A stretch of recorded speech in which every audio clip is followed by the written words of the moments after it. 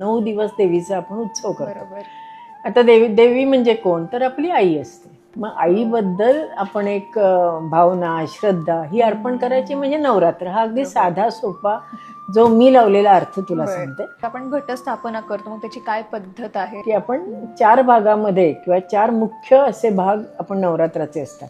एक देवता स्थापन असतं, नंतर मालाबंधन, नंदादीप आणि कुमारिका पूजन. या 4 गोष्टी नवरात्रामध्ये महत्वाच्या असतात. तुला आणखीन एक मी घटस्थापनेची माहिती सांगते की ज्या वेळेला आपण श्रीफळ वगैरे ठेवतो की नाही, ती एक प्रकारची घटस्थापना झाली. पण काही जणांकडे त्याच्यावर श्रीफळ न ठेवता त्याच्यावर एक तबक ठेवतात किंवा ताम्हण ठेवतात, त्याच्यावर तांदूळ पसरतात आणि त्याच्यामध्ये देवीची प्रतिष्ठापना करतात.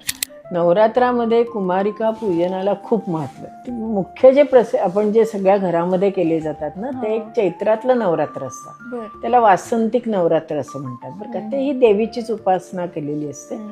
नंतर दुसरं जे नवरात्र ते आता आहे शारदीय नवरात्र. आता जे अश्विन महिन्यात असतं ना, अश्विन महिन्यातील शुद्ध प्रतिपदेपासून नवमीपर्यंत जे आपण नवरात्र बसवतो त्याला नवरात्र म्हणतात. शारदीय नवरात्र. ते अश्विन महिन्यातलं ते शारदीय. आणि पौष महिन्यामध्ये जे करतात त्याला शाकंभरी नवरात्र असं म्हणतात. उपवास म्हणजे जास्तीत जास्त देवाच्या जवळ आपण वास करणे, म्हणजे त्याची हे करण्याकरता, प्रार्थना करण्याकरता किंवा सेवा करण्याकरता आपण जास्तीत जास्त आपलं मन शांत किंवा सात्विक पद्धतीने आपलं त्याची पूजा केली गेली पाहिजे. हा त्याच्या मागचा खरा हेतू आहे.